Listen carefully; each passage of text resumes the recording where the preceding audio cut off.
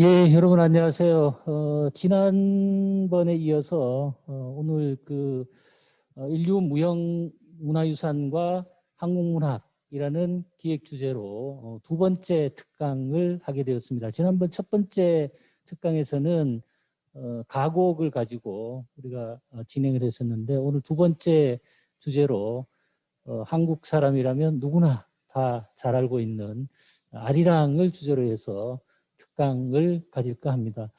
오늘 특강해 주실 선생님은 전남대학교 사범대학 국어교육과에 재직하고 계신 나경수 교수님이신데요.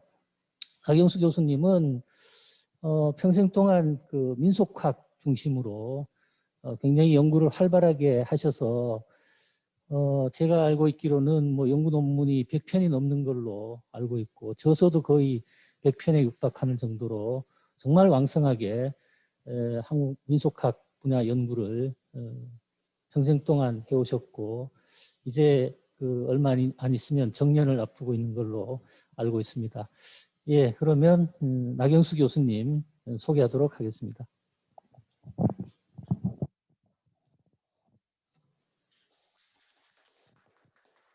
네, 안녕하십니까. 조금 전에 소개해 주신 전남대학교의 나경수입니다. 저는 지금까지 이제 민속학을 중심으로 하면서 뭐 구비문학이랄지 또는 뭐 종교학 쪽으로 공부를 해왔고, 특히 오늘 바로 제가 지금 살고 있는 것이 조선대학교 밑이거든요. 근데 이렇게 그 좋은 자리에 저를 불러주셔가지고 대단히 영광스럽게 생각하고요. 그래서 제가 평소에 공부했던 거, 그 아는 한도까지만 오늘 2시간 정도에 걸쳐서 말씀드리도록 그렇게 하겠습니다. 그리고 제 강의가 끝나면 또 조금 토론이 있으면, 또 제게 어떤 가르침이 있으면 주시면 제가 또 앞으로 공부하는데 그게 참고로 하도록 하겠습니다. 제 말씀 시작하도록 그렇게 하겠습니다. 감사합니다.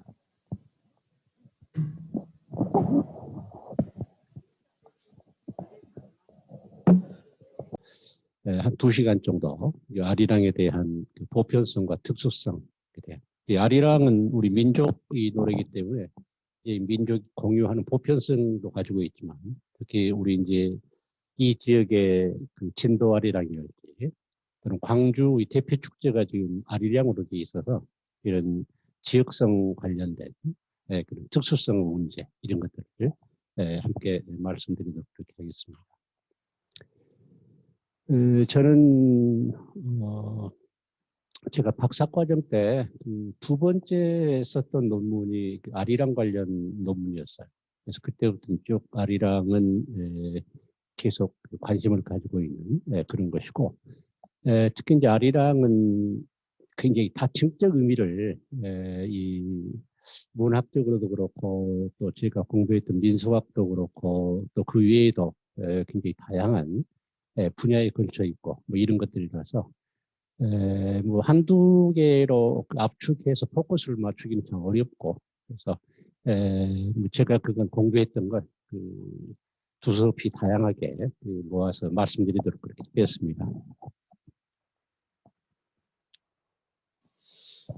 먼저 아리랑하고 민족문화의 상관성을 그냥 두서없이 모아봤는데, 이 음상이라고 하는 것이, 그러니까 얼마 전에 제가 아침에 인간극장을 봤더니 다래를 키운 분들이 있대요. 다래라고 하는 말이 참 이쁘다라고 하는 얘기를 했는데, 아리랑도 들어보면 언제 들어도 참 예뻐요, 말이. 근데 이제 달래라고 하는 것도 그런 것처럼 이 리을이라고 하는 소리가 들어가면 그래서 물 흐르듯이 그런 경쾌한 느낌을 주기도 하고, 또 라고 하는 것이 이제 양성어음에서 아야 어여 아부터 배우잖아요. 그래서 이런 것들이 또 우리가 감탄할 때 이렇게 하는 그런 것들이 묶여 있어서 그 음상 효과, 우리가 이제 음상 효과라고 하는 것은 그 시학적으로 굉장히 중요하지만 민족어를 관찰할 때도 굉장히 중요해서, 가령 쉽게 얘기하면 물 한 잔 주세요라고 하는 말도 기분 좋을 때는 물 한 잔 주세요 이렇게 얘기하지만, 기분 나쁘면 물 한 잔 주세요 이렇게 해가지고 이응이 들어가느냐 시옷이 들어가느냐에 따라서 그 음상 효과가 전혀 달라지고 따라서 이러한 눈에 보이지 않는 기분, 볼 수 없는 마음 이런 것들이 음의 효과에 의해서 이제 그 표징이 되는 이런 현상들. 근데 이 아리랑이라고 하는 것도 언제 들어도 이게 굉장히 예쁜 말이다라고 하는 그 생각이 들어요. 그래서 이 예쁜 말을 우리 민족이 어떤 다음에 얘기하겠습니다만은 서정적 어떤 감성이 넘치는 그런 노래의 대표 단서로 삼을 만큼 이렇게 이제 우리 민족이 공유하고 있다라고 하는 것도 이 국어미 이런 것들과 이 아리랑의 어떤 상관성, 그래서 민족 문화를 우리가 이제 캐치하는 데 있어서 굉장히 재미있는 한 현상이겠다라고 하는 생각이 들고, 그다음에 아리랑이 가지고 있는 서정성이라고 하는 것은 우리가 이제 문학에서 서정과 서사는 그 대비적 관계인데, 서사라고 하는 것은 이제 갈등과 대립이라고 하는 것이 주축을 이루지만, 서정이라고 하는 껴안듯이 보듬듯이 하는 이러한 주객일체라고 하는, 그러나 서사라고 하는 것은 주객이 분리되면서 주인공도 있지만 그 반대되는 적대가 되는 그러한, 그래서 이 반목과 대립, 갈등 뭐 이런 것들이 주축을 이루는 이 서정과 서사가 대립적인데, 우리 민족이 가장 널리 알려진 저 노이스부터 애들까지 다 알고 있는 서사 그러면 춘향전이 아닐까 싶어요.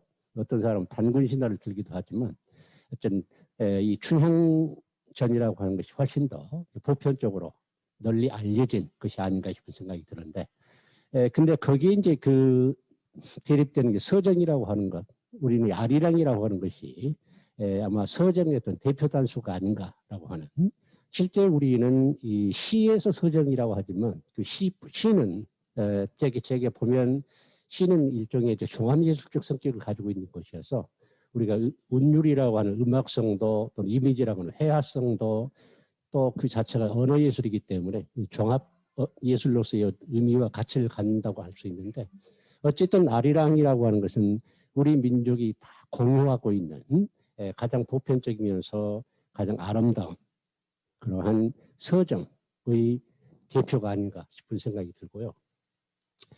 또 아리랑과 지역이라고 하는 것은 어쩌면 지금 뭐 아리랑이 40개니 50개니라고 뭐 이렇게 얘기하는데, 그런 아리랑들이 각 지역별로 굉장히 많아요.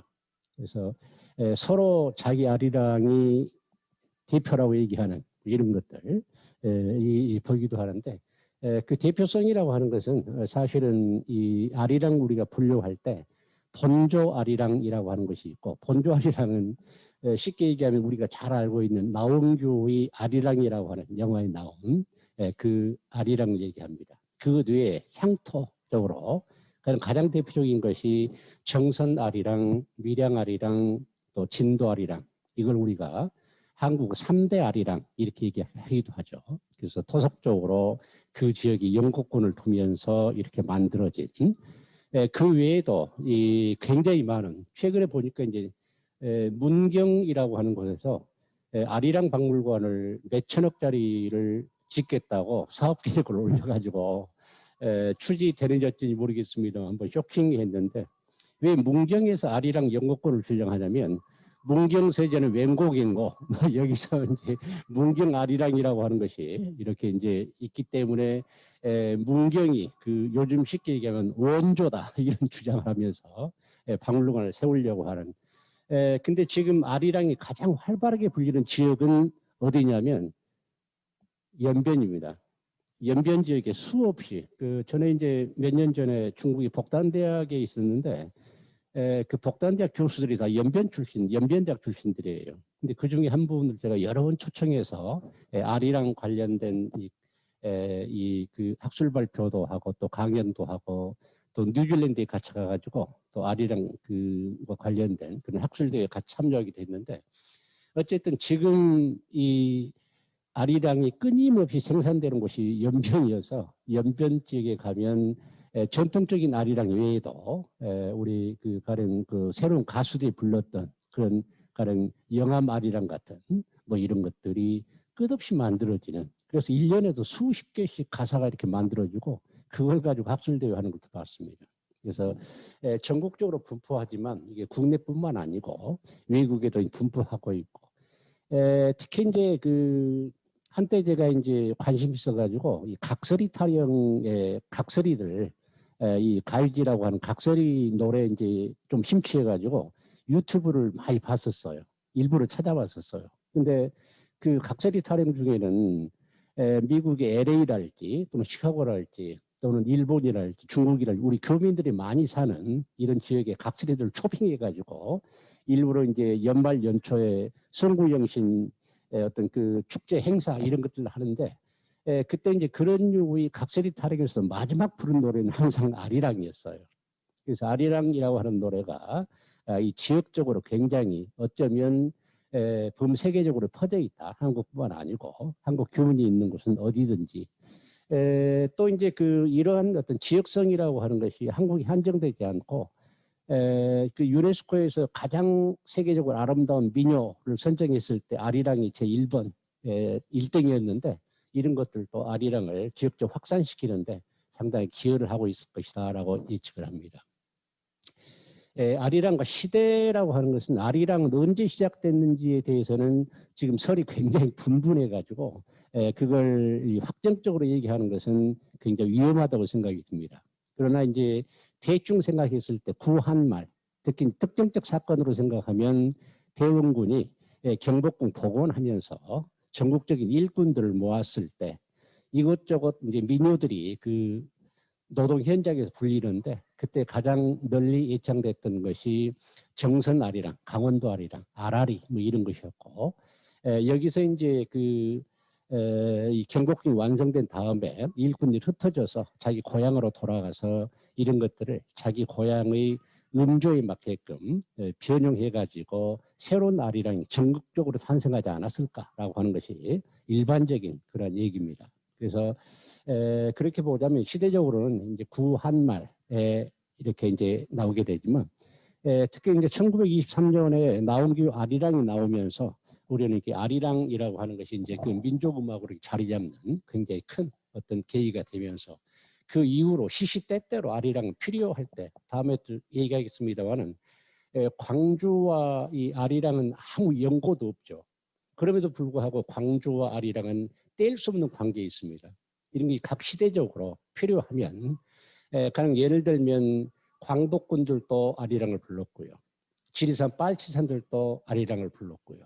일하면서 부르기도 하고 놀면서 부르기도 하고 시시때때로 불리는 이러한 어떤 그 시간과 관련된 아리랑도 있고요. 그 다음에 이제 계층론적인 것인데 우리 알고 있는 조동일 선생의 그 만든 개념 중에 하나가 상승문화재라고 하는 개념이 있는데 대개 이제 문화는 위에 표층적 또 고급 문화가 하향되는 되는 게 일반적인데 서민들의 문화, 가령 이제 미국에 이제 말하자면 그 흑인 노래나 이런 그 음악들이 이 보편화되는 것과 마찬가지로 이런 낮은 신분의 또는 계층의 그러한 문화가 보편화되는 현상을 이제 상승문화재라고 이제 조동일 선생이 얘기를 붙였던데 이 아리랑이라고 하는 것은 그 계층적으로 보면 서민들이 불렀던 일반인들이 불렀던 특히 이제 아리랑의 기원과 관련돼서 우리가 생각할 때 아까 정선 아리랑 말씀드렸습니다마는 정선 아리랑은 전형적으로 노동요입니다. 노동할 때 불렀던 그런 노래예요. 그래서 이 기능적 노동요라고 하는 것은 양반들은 소위 일을 하지 않기 때문에 이 노동요라고 하는 것이 없죠. 노동요라고 하는 건 노동하는 사람들한테만 있는데 그래서 아리랑은 이 발상 자체가 그 이 노동을 했던 그 소위 민중이라고 하는 그 대중적 다수가 불렀던 그런 노래였기 때문에 이것이 이 보편성을 획득하는데 크게 기여했을 것이다라고 하는 생각을 하고요. 그 다음에 아리랑과 축제는 전국 처처 곳곳이 아리랑 축제는 굉장히 많습니다. 제가 이제 글에는 써놨습니다만은 여기 이 아리랑은 특히 이제 우리나라뿐만 아니고 이 한인들이 많이 사는 지역도 아리랑이라고 하는 이름의 축제를 굉장히 많이 하고요. 특히 그 2012년도에 그 아리랑이 유네스코 등재되고 나서 이 한국의 대표적인 돈이 많이 10억 정도씩 들어가는 아리랑 축제가 두 군데가 생겼습니다. 하나는 서울이고요. 하나는 광주예요. 그래서 이제 서울과 광주가 이 아리랑 축제라고 하는 그 유네스코에 등재된 것을 계기로 해서 규모 큰 뭐 10억짜리 축제는 어마어마한 거죠. 규모가. 이런 것이 생긴 예도 있고. 근데 아리랑이라고 하는 것은 굳이 이러한 이휘적 축제 아니어도 얼마든지 축제성을 가지고 있는 그런 노래로 불릴 수가 있겠다. 따라서 아리랑은 이런 민족문화로서의 어떤 가치 또는 위상 이런 것들을 우리가 따로 점검할 필요가 없이 몇 가지 상관성만 이렇게 이제 그 맞춰보더라도 대단하다라고 하는 그런 생각을 하지 않을 수가 없겠습니다. 아리랑과 관련된 이 명칭인데요. 그 제가 옛날에 썼던 논문에 이제 그 대체로는 발췌했습니다만은 그 논문 쓴 뒤로도 여러 그 설이 이제 제기가 돼가지고 그런 것들을 이제 포괄 해가지고 이렇게 써봤는데요. 아리랑이라고 하는 명칭에서 기원했다. 뭐 이런 노래가 있기도 하고 또 신제작 전에 없던 노래인데 이런 게 새로 만들어졌다. 또는 민요에서 변형된 것이다. 또는 민요에서 나온 것이다라고 하는 크게 세 가지로 이렇게 그 가능합니다. 몇 가지 이제 그 다 말씀드리긴 그러고 가령 명칭기원설은 민간어원 그래가지고 소위 그 예를 들면 이 보실까요? 아이롱설 그래가지고 우리 그 벙어리 3년, 김어리 3년 이런 얘기 있지 않습니까? 이런 것에 이제 그 근거해가지고 나오기도 하고 또는 아랑위 그래가지고 이게 상냥물 쓸 때 들어가는 글자입니다. 아랑위 여기서 나왔을 것이다. 이렇게 이능화 선생님이 주장한 경우도 있고요. 그 다음에 설화인물 유래설이라고 우리가 잘 알고 있는 알령, 이 혁거세의 비조 또는 아랑설 그래가지고 그 밀양의 조로에는 유명한 아랑전설 있지 않습니까? 이런 것들 있고 지명유 유래 가령 역사하시는 이병도 선생님께서는 낭낭이라는 것이 나왔다 이렇게 주장을 이렇게 유사한 것이 있으면 그냥 이렇게 갖다 붙이는 그런 것 같고요. 그 다음에 고유어로서 아린이랄지 아리라랄지 아리설이랄지 이런 것들이 있고 그 다음 위음으로 우리 공문학하시는 정기 선생님께서 얄리얄리 우리 고려 가요에 나온 것이죠.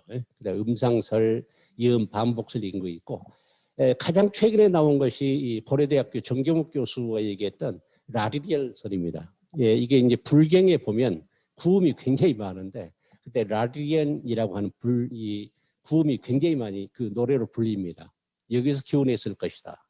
라고 하는 그런 주장이 그 가장 최근에 나온 얘기고요. 그 다음에 이 지역의 유명한 황현 선생님이 신성이라고 하는 새로운 노래라고 하는 말씀을 쓰셨어요. 이게 19세기 그 말인데 이미 19세기 말에 황현 선생이 아리랑을 들었다는 것이죠. 그래서 이건 처음 들어본 노래야. 그러니까 새로운 노래야 라고 하는 신성기원설.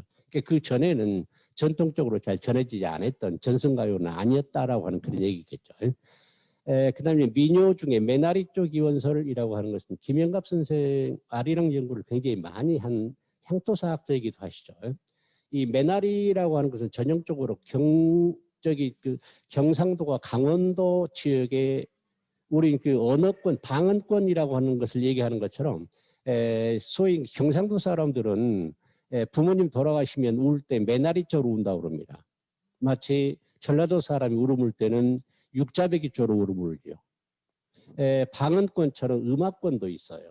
그래서 소위 그 경토리권 또 신화이권 메나리권 이렇게 나누는데 이 메나리라고 하는 것은 이 강원도와 경상도 이론에 전해지는 민요의 토리입니다. 말하자면 그 어떤 그 화성학적인 그러한 어떤 구조죠. 여기에서 교훈했다라고 하는 그런 요의. 그다음 민요기원설은 김율기 선생께서 얘기했던 것이고 제 은사님은 저하고 이제 공절한 논문에 그 산하지 타령이라고 하는 이 산하지 타령은 다음에 이제 직접 들어보시겠습니다만은 이 전라도 동부 지역에서 논을 매일 때 부르는 노동입니다. 이것과 이 진도아리랑 특히 전체 아리랑은 아니고 지역 아리랑인 진도아리랑이 형성되는데 이렇게 상당한 어떤 배경이 됐을 것이다라고 하는 그런 유의 주장. 그래서 지금 이런 것들이 실제 이제 그 소위 지금까지 아리랑 관련돼 가지고 근데 이것이 이제 종식될 것 같지는 않아요. 더 앞으로 더 많은 어떤 주장들이 이렇게 이제 그 나올 걸로 생각을 듭니다. 근데 이제 진도 아리랑을 쓰는 논문들을 보면 대개 이제 사라지 타령에서 나왔다라고 하는 그 제 논문을 부정하는 글들은 지금까지 본 적이 없어요. 왜냐하면 너무 구조적으로 일치하기 때문에 그런 건데 우리나라 이 아리랑과 관련돼 가지고 이렇게 다양한 어떤 기원설들이 지금 전해지고 있다라고 하는 말씀을 드립니다. 아리랑은 이제 시가사적 특징 그래가지고 어떤 몇 가지를 저희가 짚어볼 필요가 있겠는데 먼저 노동요의 기원이라고 하는 것은 아까 정선아리랑을 말씀드렸는데 가장 전형적으로 정선아리랑과 진도아리랑과 밀양아리랑 세 가지가 3대 아리랑 그러는데 밀양아리랑은 사실은 족보가 조금 의심스럽습니다. 그리고 밀양아리랑은 음계 구조 자체가 서양 음계예요. 그래서 그것은 우리가 초등학교 때 음악 시간에 썼던 오르간 음악에 맞춰서 선교사가 작곡했다라고 하는 것이 외국 선교사가 작곡했다는 것이 일반적인 설입니다. 그래서 향토민요는 아니다라고 하는 것이 이제 일반적. 그러나 이제 굉장히 많이 알려져 있잖아요. 곡도 이제 경쾌하고 그래서 이제 그런 것들을 우리가 이제 아리랑 어떤 희원으로 보는데 특히 이제 대표적인 아리랑인 정선 아리랑 그 다음에 진도 아리랑은 확실히 이제 노동에서 이렇게 기원이 있다라고 하는. 아까 이제 상승문화재라고 하는 말도 썼습니다만 그 재밌는 것 중에 하나가 뭐냐면 이 우리 선생님들 전공하시겠습니다만은 이 사대부 계층 그러니까 지배층의 노래하고 피지배층의 노래가 재밌는 것 중에 하나가 비교될 수 있는 게 바로 그런 건데 가령 이제 지배층들의 노래는 1년을 사이클로 노래할 때 춘하추동이라고 하는 사시가형 노래를 부릅니다. 근데 이제 그 민중들, 특히 이제 노동을 하는 이 민중들은 1년을 사이클로 노래할 때 되게 12달이라고 하는 원령체로 그걸 나눠요. 그래서 이제 제가 왜 그런 거 봤더니 이 시간에 대한 인식이 그들의 그 어떤 그 생활 사이클이라고 하는 것이 그들의 생활 습관과 또는 직업과 연관돼 있다라고 하는 가령 우리가 이제 도시에만 쭉 있으면 그 시절 가는 거 잘 모르잖아요. 근데 이제 양반들이 느끼는 1년이라고 하는 것은 추나추동 옷 4번 갈아입는 걸로. 그들은 직접 어떤 생산 활동을 하지 않기 때문에 그들이 변화라고 하는 것은 옷을 갈아입는 정도 이런 걸로 이제 거칠다기보다는 이게 이제 4등분 정도로 그래서 양반적 노래는 사시가형이 굉장히 많습니다. 제가 볼 때는 거의 사시가형이에요. 근데 이제 원령차라고 하는 대표적으로 이제 고려 가외인 동동이 대표적이지만 이러한 노래들을 보면 12달러 나눈 것은 이게 이제 농사 짓는 데 있어서 필요한 지식이 그 원령 속에 들어있기 때문에 무슨 달에 씨 뿌리고 무슨 달에 수확하고 무슨 달에 뭐하고 뭐 이런 것들이 굉장히 시간에 대한 그래서 에스키모인들이 눈을 부르는 명칭이 여러 가지 있듯이 그 생활 패턴과 이 언어 발달 또는 그 어떤 시간에 대한 또는 노래에 대한 이러한 어떤 그 접근 이런 것들이 연관이 돼 있다 싶기도 하고 또 이제 여기 유선각이라고 하는 것은 이 호남 지역에만 발견되던 것인데 지금 이제 전국화 됐습니다만은 이 별서 공간이라 해가지고 살림집이 아니고 지금 같은 별장이죠. 그러니까 우리가 잘 아는 저기 이제 그 송강정이랄지 또 소세원이랄지 또 희경정이랄지 이런 것들이 별서 공간인데 양반들이 사용했던 정자라고 부르는 별서 공간과 마을 주민들이 사용했던 소위 우산각이라고 많이 부르는데 이 우산각하고는 공간 위치가 달라요. 양반들이 사용했던 정자는 어디에 위치하냐면 마을하고 아름다운 자연 중간에 있습니다. 자연을 완상 음풍농을 하는 필요한 그런 공간 속에 있는데 이 마을 주민들이 사용했던 유성각이라고 하는 건 어디 있냐면 마을하고 논밭 사이에 있어요.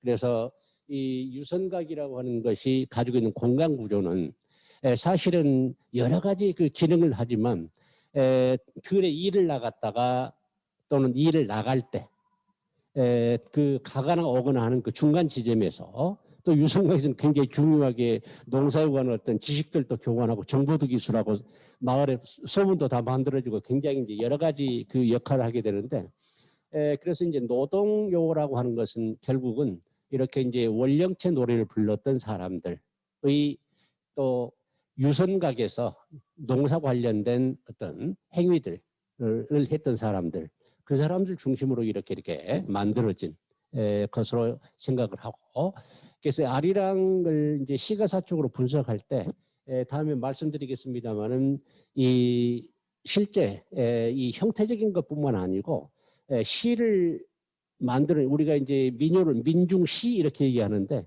이 시라고 하는 것은 단지 언어로서만 되어 있는 것이 아니고 노래로 불리는 운율만 아니고 음률로 읊어지는 것도 이제 시기 때문에, 그리고 우리가 시가라고 하는 말을 사용하죠. 그래서 바로 이 시가적 특징을 봤을 때는 우리가 음악적인 민요까지도 포함하는데, 그러한 노동요로서의 민요는 전형적으로 민중시 이렇게 얘기를 합니다. 그래서 이 민중시라고 하는 것은 이러한 원령이라고 하는 시간적 인식과 유성각이라고 하는 공간적 인식을 하는 이러한 사람들에 의해서, 노동 주체들에 의해서 불렸다라고 하는, 그래서 이제 보편성을 갖기 훨씬 더 좋았다. 그다음에 이제 창작가요와 이제 전성가요라고 하는 두 가지인데, 저는 이제 민속학을 주로 공부해서 그런지 이제 창작가요보다는 전성가요 쪽으로 이제 많이 그 공부를 해왔습니다만은, 민요는 전형적인 전성가요라고 이제 생각이 듭니다. 그리고 이제 창작가요라고 하는 것도 실제 이제 그 창작가요가 이제 그 전문적으로 만들어지는 것은 실제 근대 이후에, 그 전에는 되게 이제 바로 밑에 있습니다만 일곡다사라고 하는 것은 뭐냐면 곡 하나에 가사는 여러 개라고 하는 거예요. 곡 하나에. 그러니까 이제 우리가 아리랑이라고 하는 것도 가령 진도아리랑을 지금 모아놓은 책에 보면 가사가 한 800 몇십 정도 됩니다. 근데 그걸 부르는 곡은 딱 하나밖에 없어요. 그러니까 우리가 이제 옛날 추석 때 밤새워 뛰놀면서 불렀던 강강술래라고 하는 것도 굉장히 단순한 곡 하나에다가 가사만 바꿔가지고 계속 부르는데, 그것이 이제 일곡다사라고 하는 건데, 이런 민요만 그런 것이 아니고 우리가 잘 알고 있는 것처럼 그 정몽주하고 이방원이 앉아서 한 사람 단심과 한 사람 하여가를 불렀는데, 물론 그 이제 상황은 상상해 봐야 되겠습니다만은 그 내용은 전혀 다르죠. 시적 내용은 전혀 다르지만 그걸 부를 수 있는 곡은 하나입니다. 곡 하나를 가지고 다른 노래를 불러댑니다. 그것이 이제 일곡다사 이렇게 부르는 건데, 결국 이제 이런 것은 그래서 곡은 딱 정해져 있어서 고정소 그러고 이 가사는 바뀌기 때문에 가변소 이렇게 부릅니다만은, 이것은 민요에서 전형적으로 우리가 부르는 그 즉흥성이랄지 또는 전성성 이런 것들이 굉장히 강한데, 실제 아리랑이라고 하는 것도 그렇습니다. 제가 이제 그 여러 그 지역의 아리랑 관련된 가사를 봤는데 이 중복되는 것이 굉장히 많아요.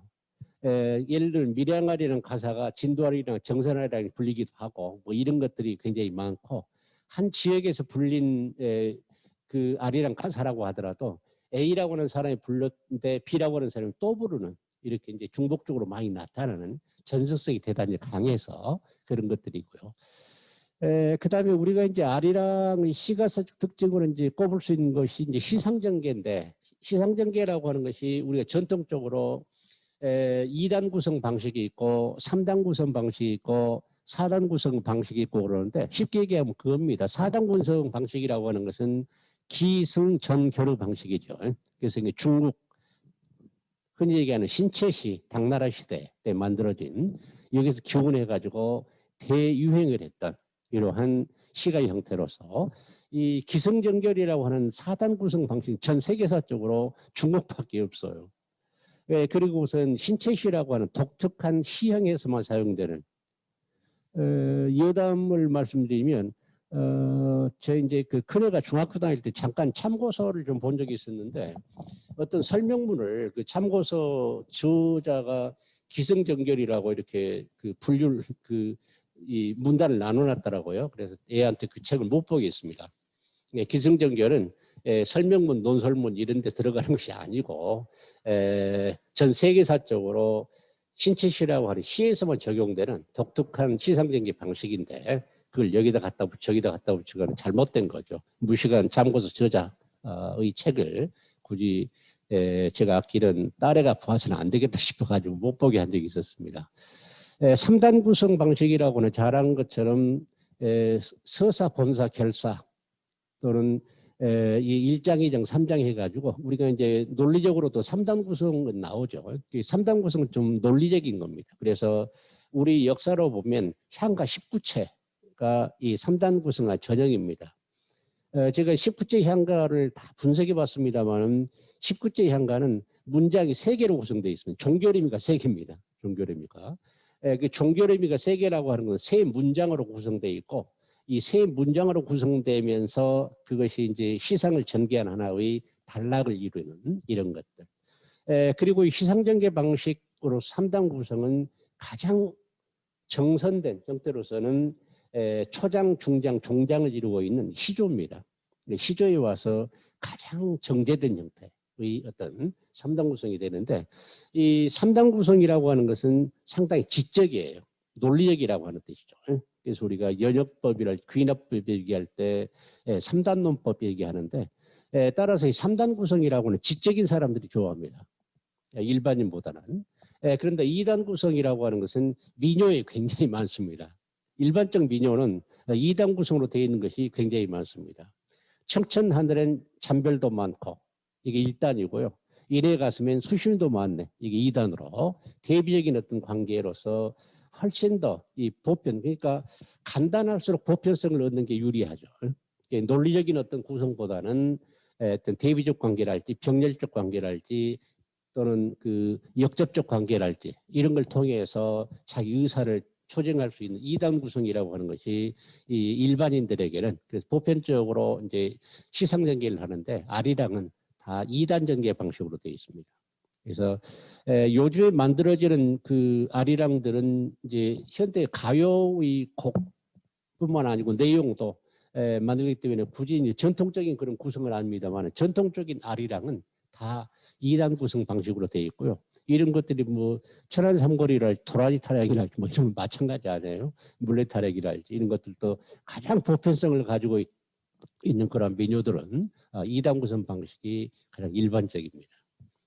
그다음에 시학적 표현미학은 그 비유와 역설 이런 것들이 굉장히 많아요. 그때 강의안으로 드린 그 글에는 33쪽에 여러 가사를 옮겨놨는데 그 자료가 준비가 안 돼 있네요. 그런데 그 가령 예를 들면 저는 이제 이것만 가지고 시학적 표현명만 가지고도 얼마든지 얘기할 수는 있을 것 같아요. 가장 재미있는 것이 바로 우리 문학 공부하는 사람들은 바로 이 대목이어서 그렇습니다. 그 예를 들면 이 민요기 때문에 굉장히 비속하다랄지 또는 진솔하다랄지 또는 섬뜩할 정도로 야하다랄지 요즘 그런 얘기하면 안 되죠. 야한 얘기는. 근데 이제 이 아리랑이 가지고 있는 본래의 기능성 때문에 이 진솔하다랄지 또는 그 섬뜩할 정도로 어떤 그 요즘 우리가 흔히 얘기하는 그 음담패설류의 그런 노래들이 굉장히 많고요. 가령 이제 이런 것들도 있어요. 예를 몇 가지만 들어보도록 하겠습니다.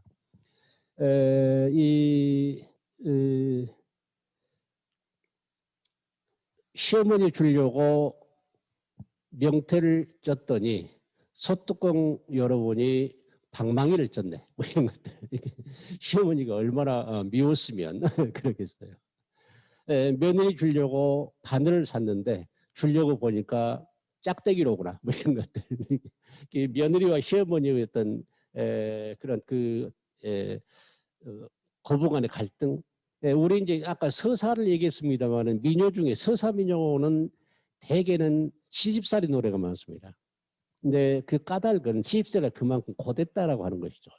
환경 자체가 힘들면 거기서 생산되는 게 사실은 서사입니다. 그래서 우리가 되게 이제 유럽 문화권도 얘기할 때 환경이 좋지 않은 북부에서는 서사 문학이 또 좋은 지역에서는 서정 문학이. 중국도 역시 마찬가지로 북부 지역은 서사성이고 남부 지역은 서정성이 강한데 우리도 백제신라는 서정 문학이 발달하고 고구려는 서사 문학이 발달한다. 뭐 이런 환경과 그 문학 어떤 그 장르의 그 비교 관계 이런 것들이 나오는데 그래서 이제 고부 간의 갈등만큼 강한 갈등은 없었던 것 같아요. 전통적으로. 예, 거기서 이제 서사, 소위 시집살이 노래라고 하는 그리고 시집살이 노래를 보면 참 재밌는 게 대부분 며느리가 죽어요. 자살해버립니다. 그것이 이제 저는 참 좋은 방법이라고 생각해요. 왜냐하면 우리가 이 시적 화자라고 하는 말을 쓰는데 그 시 속에서 며느리가 죽음으로써 시어머니도 각성할 거고 또는 자기가 그 대신 우리가 이제 대명 대수 말을 쓰는데 실제 나는 죽을 수 없잖아요. 그래서 노래 속에 며느리를 죽임으로써 어떤 그 배설이라고 할까요? 감정적 배설. 이 차의 안전방한 굉장히 지혜 같아요. 근데 이제 그런 것들이 있는데 이 서사 말고 이 서정으로서의 이 시학적 표현 미학이라고 하는 것은 그런 점에서 굉장한 것 같아요. 그래서 가령 예를 들면 이런 것도 있습니다. 어떤 신세한탄이기도 한데 이 나무집 서방은 자동차 기차를 타는데 우리 집 서방은 논두렁만 타네. 이렇게 그 남편을 이제 비하하는 다른 그 사람들 신문물 또 이제 이런 것들이 허리띠 졸라매고 논사놓게 물 좋고 길 좋은 대로 신장도가 나버렸네. 이런 것들 또 있고요. 그 제가 그 좋아하는 표현 미학 중에 하나가 이제 아이러니라고 하는 것이 있는데 아이러니는 이제 비유법에 대해서 훨씬 더 큰 폭으로 전달력이 있어서 이제 아이러니를 좋아하는데 가령 예를 들면 이런 것도 있습니다. 만주야 봉천이 얼마나 좋으면 꽃 같은 각시 두고 만주봉천 가는 거 눈물 날 정도로 비참한 그래서 이제 만주 봉천 지금 희명이잖아요. 옛날에 거기 갔던 사람들 얼마나 힘들었겠어요. 그리고 여기서 정말로 너무너무 살기 힘드니까 저쪽으로 그 만주로 갔을 텐데 꽃 같은 각시도 이 생에 꽃 같은 각시보다 더 좋은 건 없는 것 같아요. 근데 그것보다 더 좋은 것처럼 이렇게 뒤집어 왔어요. 그 아이러니의 어떤 정수라고 할 정도로 이런 유의 표현들 생각해 보면 이 아리랑 가사집을 보면 이 깜짝깜짝 놀랄 정도의 그래서 이제 우리 하선 선생께서 백년초이라고 그래서 그 중국의 유명한 시귀들 시작을 하는데 참고하라고 해놓으셨는데 오히려 현대 시인들도 아리랑 가사집을 보면 백년초이를 보는 것보다 더 표현에 대한 영감을 얻을 수 있을 것 같아요. 그 정도로 깜짝깜짝 놀랄 정도의 표현 미학이 잘 발현되어 있는 것이 이런 겁니다. 그래서 결국 아리랑은 2단 구성으로 이루어진 시상전개 방식, 노동 현장에서 불렸다라고 하는 걸 진도아리랑처럼 이제 거기서 노동 현장에서 일탈해가지고 유흥료로 이렇게 쓴 경우도 있습니다만은 그다음에 창법 자체가 한 사람이 선창을 하면 나머지 사람들이 후렴을 받는 선우창 형태로 이렇게 불리는 그래서 누구나 참여 가능한 한 자리에 있는 사람들은 누가 배제되지 않고 다 가창자고 다 이제 즐기는 그러한 자리가 이루어지는 것이고요. 그 다음에 이제 그 선창과 후창 이행식 그 대응 구조 구조적으로 보면 두 줄입니다. 이렇게 냈던 것이고 그 다음에 문화사회학적 관점에서 볼 때는 피지배층이 공유했던 그러니까 노동자 계급 민중이라고 부를 수도 있죠.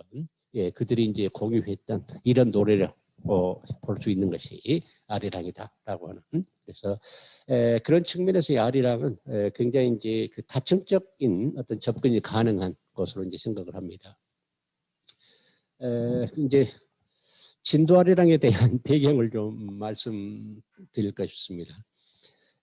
아까도 말씀드렸던 것처럼 이 소위 이 아리랑이라고 하는 것은 우리 민족이 공유하고 있는 자산으로서 보편성도 같지만 특수한 어떤 그 지역에 특히 이제 아리랑의 경우는 지역 명칭과 결부되어 있는 것이 굉장히 많습니다. 그래서 이 지역별로 전해지는 그런 아리랑들이 있는데 우리가 이제 제일 이 지역에 가까운 그런 아리랑이 진도아리랑이죠. 특히 이제 2012년도에 이 아리랑이 유네스코에 등재가 됐습니다.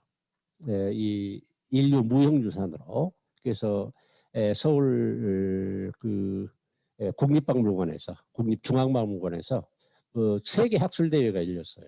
근데 그때 이제 저도 이제 그 토론자로 참여해가지고 종합 토론에 이제 참여를 하면서 그 맨 마지막에 이제 뒤풀이가 있었어요. 그러니까 음악하는 분들이 오셔가지고 전국에 이제 알고 있는 아리랑을 다 풀어내는 거예요. 풀어내는 거.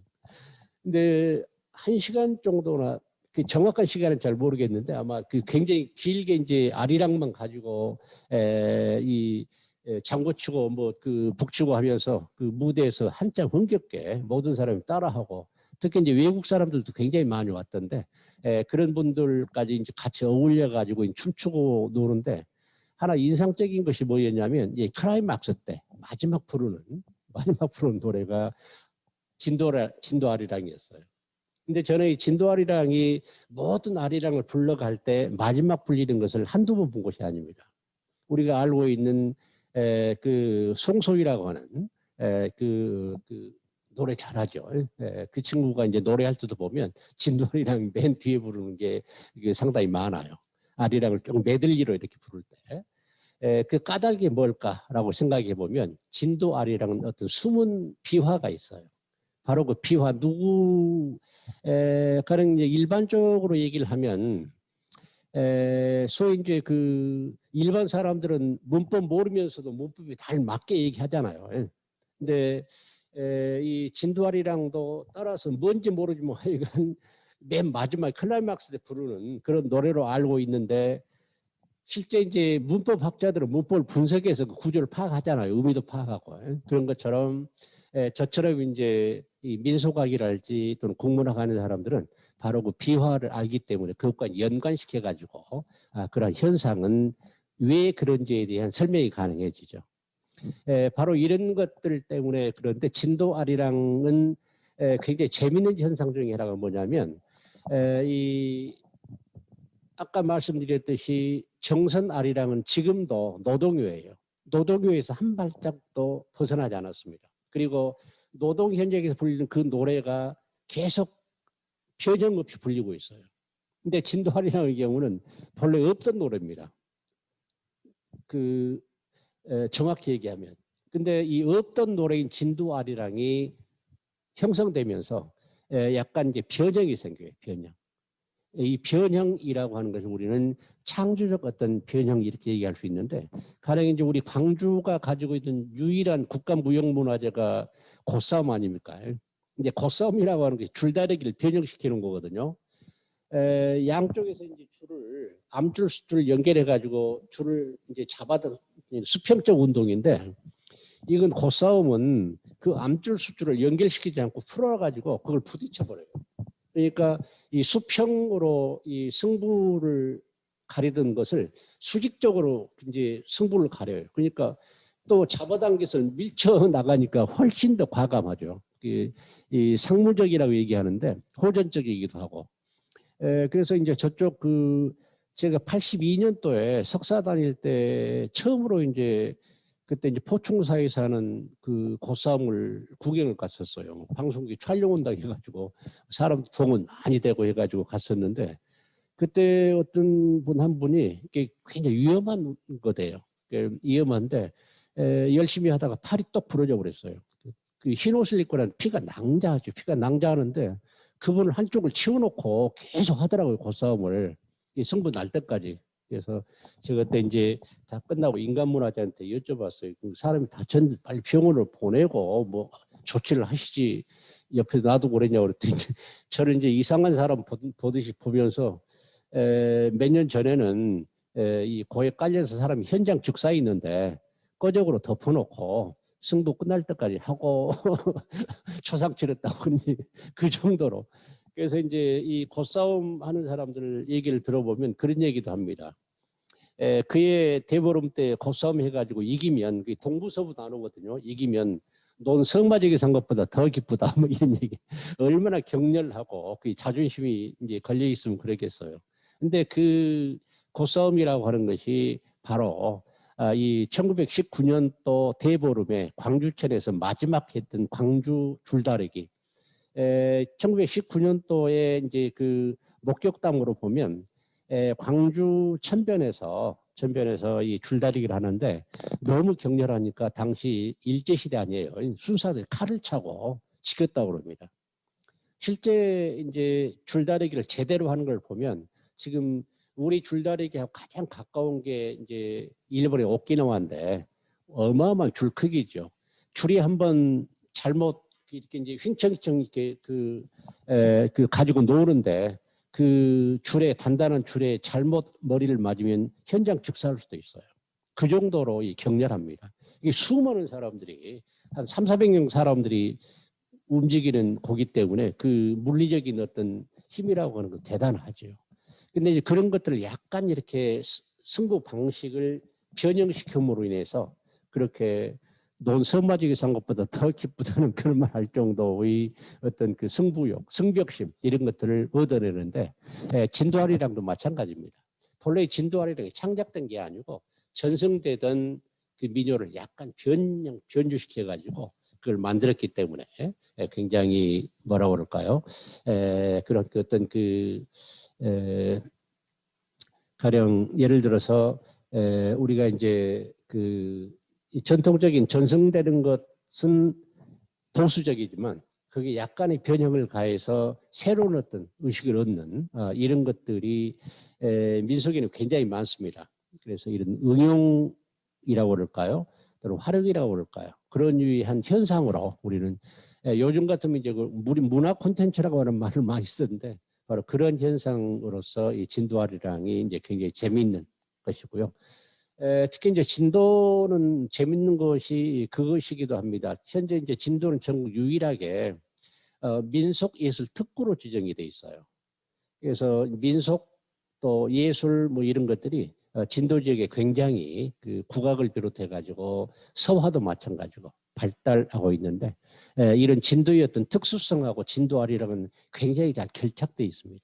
그래서 진도아리랑만 잘 들여다봐도 실제 우리 아리랑의 발전사랄지 형성사랄지 이런 것들이 잘 드러나 보이는데 결국 이제 이 진도아리랑은 이 배경설화를 가지고 있어요. 이 배경설화라고 하는 것이 우리 굉장히 많지 않습니까? 우리 가령 이제 향가랄지 고려가요랄지 또 때때로 이 어떤 그 시들도 배경 설화들을 가지고 있는 것들이 굉장히 많은데 진도아리랑도 워낙 유명하다 보니까 여기에 이제 배경 설화들이 몇 개가 따로 만들어지기도 합니다. 그래서 이런 것들을 보면 재미있는 어떤 슬픔이 이제 느껴지기도 하는 그런 겁니다.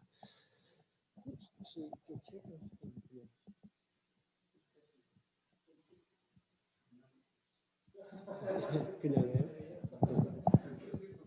그리고 30분 정도만 더 하고 끝내도록 그렇게 하겠습니다. 한번 그 내용을 좀 그 읽어보면서 왜 이게 그 슬픈 이야기인지 좀 보도록 그렇게 할까요? 옛날 지사묘 관마리의 목장에 진도는 옛날 고려시대 때부터 말을 많이 키웠습니다.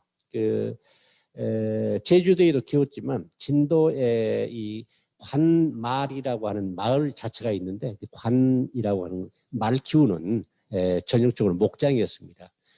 진도에 이제 이 지산면을 옛날에 목장면 그랬어요. 목장면. 그 정도로 이제 목장 이 진도의 이제 서부 지역에 있는 지역인데 한 면을 목장면이라고 할 정도로 이 말목장이 컸었습니다. 진도의 특징 중에 하나가 호랑이 관련된 지명이 굉장히 많아요. 우리 그 유명한 그 진도 신비 바닷길 축제도 호랑이하고 관련되는 설을 가지고 있거든요. 근데 한국의 마지막 호랑이가 진도에 잡혔어요. 근데 이 진도에 호랑이 관련된 이야기, 지명 이런 것들이 많은데 호랑이가 제일 좋아하는 고기가 말고기라대요. 그래 말이 많으니까 거의 해남에서 헤엄쳐 가지고 와서 호랑이가 많이 있었다 뭐 그런 얘기도 하는데 어쨌든 관마리 목장에 설감목관이 있었는데 이 설감목관은 이 재밌는 것 중에 하나가 뭐냐면 제가 이제 영광에서 그 이 법성포에서 조사를 오랫동안 했는데 법성포 사람들이 재밌는 것 중에 하나가 뭐냐면 법성포는 미연이고 영광읍은 이제 읍 소재이잖아요. 절대 그 법성포 사람들은 읍에 간다는 얘기 안 했습니다. 그냥 영광 간다고 그러지 읍내 간다는 얘기를 안 해요. 읍내 그럼 조금 한 격이 높잖아요. 근데 왜 그러냐면 이 영광 군수는 이 사급인데 법성포에 있었던 그 수군에 있었던 첨사는 3급이에요. 한 계급이 높습니다. 근데 이것이 법성포는 그런 것이 아니고 이 해남도 그래요. 해남도 해남읍 군수보다 우수영 더 높아서 한 계급이. 저기 어디냐? 영암도 마찬가지입니다. 그러니까 그 지역이 지금도 갈등 구조가 굉장히 심해요. 보면 옛날에 이제 그 화순 같은 쪽에 갈등이 이런 얘기 해도 되나? 갈등이 심한데 화순은 옛날에 현이 3개나 있었어요. 그런 것들이 은연중에 굉장히 사회활동하는데 지금도 불쑥불쑥 드러나는 이런 것들이 이제 많은데 어쨌든 이제 그러니까 그 옛날 것이 단절된 것 같지만 전혀 단절되지 않고 계승되는 그런 현상들을 우리가 쭉 볼 수가 있거든요. 근데 어쨌든 그렇습니다. 옛날 지사명 관마리 목장에 설감목관이 있었는데 그의 딸 설이양이 원님의 아들 소영과 사랑하는 사이였다. 읍과 관마리는 50열이 떨어진 거리였지만 그들은 늘 중간 지점인 200면 선왕리의 마을 뒷산 굴제에서 만나곤 했다. 그러던 중 어느 날 약속한 날에 소영공자가 모습을 나타내지 않았고 그 후로는 그를 만날 수 없었다. 해가 바뀌어 이른 봄에 소영공자가 육지의 다른 처녀와 결혼하게 되었다는 소식을 설혜양이 듣게 되었다. 이에 설랑자는 죽을 결심으로 비수를 품고 신행 길목을 지키고 있었으나 끝내 신행 행차를 막지 못하고 결국은 그 비수로 자기 머리를 갈라 중이 되고 말았다. 그런데 이들 두 남녀가 굴지에서 서로 만나는 것을 보고 지나던 초군들이 나무꾼들이 아애랑 설이랑 아라리가 났네 하고 노래하던 것이 진도 아라리 되더라. 아리랑 설이랑 아라리가 났네. 그래서 실제 이제 이렇게 얘기하는 사람도 있어요. 그 아랑하고 또 소영하고 결혼해가지고 아라리라고 하는 아이가 낳네라고 하면 이렇게 설명하는 사람도 있는데 어쨌든 좀 섬뜩한 얘기죠. 이 두 번째는 진도 한 단골집에 단골이 되는 것을 비견한 총각이 하나 있었는데 그런 사랑하는 처녀와 혼역만 남긴 채 진도를 떠나 육지 어느 곳에서 머슴을 살았습니다. 주인집에 예쁜 처녀가 있어서 그녀가 머슴에게 반해 서로 사랑을 나누게 되었다. 그러나 결국 부모에게 들키어 둘은 그 길로 문경세제를 넘어 진도에 들어와 살게 되었다. 총각을 기다리던 처녀는 총각이 양갓집 교수를 데리고 돌아온 것을 알게 되어 이래 서럽게 울면서 노래했는데 그것이 진도 아리랑이다. 우리 흔히 이룰 수 없는 사랑, 이루어질 수 없는 사랑 뭐 이런 얘기 하잖아요. 이런 것이 이제 바탕이 돼가지고 어떤 그 애조 섞인 그런 것들이. 이 문경세제는 그 절에 한번 제가 그 전에 누가 이제 시장한 적이 있었죠. 그럼 이제 그 같이 이제 맛상을 이제 마주 앉아서 식사를 하는데 저한테 이제 민속을 하려 하니까 이 문경세제라고 하는 게 잘못됐으니까 왜냐하면 이제 이 아리랑이 초등학교 음악교과에서 실려 있어요. 그걸 문전세제로 바꿔야 된다 뭐 이런 그래서 자기가 이제 교육부에 청원도 하고 막 했다고 얘기하대요. 그래서 그 누구한테 얘기 들어서 그랬더니 어떤 지금 기억이 잘 안 나는데 어떤 그 유명한 현토사학자가 자기한테 얘기를 했는데 그 말이 막 문전세제가 맞지 뭐 문경세제야 그러더라고요. 그래서 그 이상한 말씀이다고 어떤 지명을 가지고 그 지명 자체가 아니고 그 지명을 통해서 2차적 의미를 획득하는 속담과 같이 2차 의미가 중요한데 바로 이제 그런 것들이 문경세제라고 하는 것은 험하다라고 하는 거죠. 험하다라고 하는 돈의를 가지고 있는 지명적 차용인데 그런 것들을 이제 문전세제 이렇게 얘기하는 그리고 이제 그 제가 알고 있는 진도의 한 분도 문전세제라고 주장을 왜냐하면 진도에 그 지명이 있어요. 지명이 그래서 그것과 연관시켜서 이제 문경세제가 잘못됐다라고 얘기하는데 결국 이런 것이 그 소위 굉장히 잘못될 수도 있겠다라고 하는 네. 어쨌든 그 아까도 말씀드렸지만 문경세제라고 하는 것이 이제 아리랑 가사에 많이 나오니까 문경에서 이제 원조라고 주장하는 이런 재미있는 현상도 나오고 있습니다. 그래서 이런 점이 배경설화인데 이 배경설화, 이 설화라고는 자체가 거짓말이죠. 저는 이제 가령 이제 예를 하나 들면 그 몇 년도죠. 그 몇 년 전에 그 미륵사 구충탑이 해체되면서 사리봉황기가 나왔었거든요. 근데 사리봉황기가 나오고 나서 재밌는 현상 중에 하나는 뭐냐면 대부분의 국문학자들이 쓴 논문은 폐기해야 됩니다. 폐기. 근데 제 논문은 이 폐기할 필요가 없었어요. 왜냐하면 저는 이 삼국유사 자체를 거짓말이라고 설화로 와요. 그러니까 이 서동과 선화공주 이야기는 만들어졌다고 생각을 하고 그걸 근거로 해서 논문을 썼기 때문에 원래 이 미륵사를 지었던 역사적 그야말로 팩트죠. 역사적 사실. 이 무엇이 됐든지 제 논문은 설화로 봤기 때문에 전혀 오히려 어떻게 보면 저는 이제 제가 주장하는 건 그거예요. 아까 이제 경복궁 말씀을 드렸는데 이 경복궁에 동원된 인력들이 얼마나 힘들었겠어요. 임금도 제대로 안 줬을 것이고 집에 농사 또 아픈 사람도 있었을 것이고 기타 등등 전국에서 이렇게 이제 노역자들을 불러들이는데 근데 그것이 옛날 백제 시대 미륵사를 지었을 때는 더 심했을 것 같아요. 그리고 이제 당시의 역사를 뒤져보면 백제 무왕하고 진흥왕 때 백제하고 신라 전쟁이 제일 많았어요. 그러니까 이 배경전설이라고 하는 건 배경이 아니고 그 어떤 현상이 있을 때 그 현상에 대해서 훨씬 후대 그에 대해서 이제 그 아전인수라고 그런가요?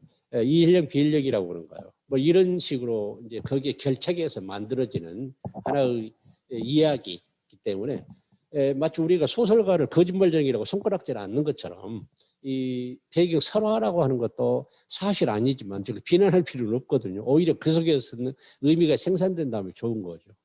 그래서 미륵사를 창건할 때 동원되었던 그 인력들, 이 겪었던 고뇌, 고통 이런 것들은 굉장히 컸을 것 같아요. 그래서 제발 신라하고 백제하고 싸우지 않고 다정다감하게 마치 이제 신혼 부부처럼 이렇게 인권 부부처럼 살았으면 좋겠다. 그래서 민중들의 입장에서는 이 신라를 신부로 백제를 신랑으로 이렇게 해가지고 인격화시켜서 결합시켜 놓은 것이 미륵사 배경설화다. 미륵사를 만든 그것하고 선화공주나 이 무왕하고는 아무 상관이 없다라고 하는 것이 제 논문의 요지였어요. 그러니까 오히려 저는 이제 그것이 발견됐을지라도 제가 이제 그 삼국유사를 사실화해 가지고 논문 쓴 것이 아니고 그것이 이제 거짓말이라고 전제하에서 제 2차적인 의미를 생산하는 그 설화를 만들었던 사람들의 어떤 기대심리 또 투사 프로젝티브가 뭐였는지를 발굴하기 위해서 논문을 썼기 때문에 피해를 보지 않았었습니다. 그런 것 마찬가지로 이 배경 설화라고 하는 것도 이 설화일 뿐이어서 그걸 믿는 것은 필요 없는 거죠. 이러이러한 이야기가 있단다라고 하는 그런 정도. 우리가 고대 가요 중에 되게 설화가 많잖아요. 향가도 그렇고 고려가요도 그렇고 그런 걸 다 믿을 필요는 없고요. 일부는 사실도 있겠지만 사실은 대개 이제 전설이라고 하는 또 설화라고 하는 것이 어떤 현상이 있고 나서 그 훨씬 후대에 와서 그것을 이제 현상을 해석하는 방법으로 만들어지는 것이어서 그럼 우리 잘 알고 있는 무등산 전설이라 지리산 전설이라고 하는 것도 그런 거잖아요. 지리산 전설 같으면 이성계가 기분 나빠가지고 경상도에 있던 지리산을 전라도로 귀양 보냈다 이런 전설인데 말도 안 되는 전설이잖아요. 무등산도 이성계가 기분 나빠서 벼슬을 내리지 않았기 때문에 무등이다. 하고 뭐 그런 얘기도 있는데 이것도 말도 안 되는 그런 얘기고 그래서 이런 전설이라고 하는 것도 이런 전설이 있다라고 하는 걸 알고 그래서 서럽구나 슬프구나 이 애조가 깔려 있구나 하는 정도 이 정도지 그걸 어떤 사실로 그야말로 배경이 되는 그런 진실된 이야기로 생각할 필요는 없다는 겁니다. 근데 진도아리랑이 이런 배경서와는 달리 어떻게 만들어진지에 대해서 진도에서 고증을 하는 분들이 계셔요. 그래서 이 얘기가 가장 신빙성 있는 얘기여서 이제 말씀드립니다. 1982년 당시 82세이던 진도 읍내 박석주옹, 이분은 이제 진도 향토마라 같은 분인데 유명한 분입니다.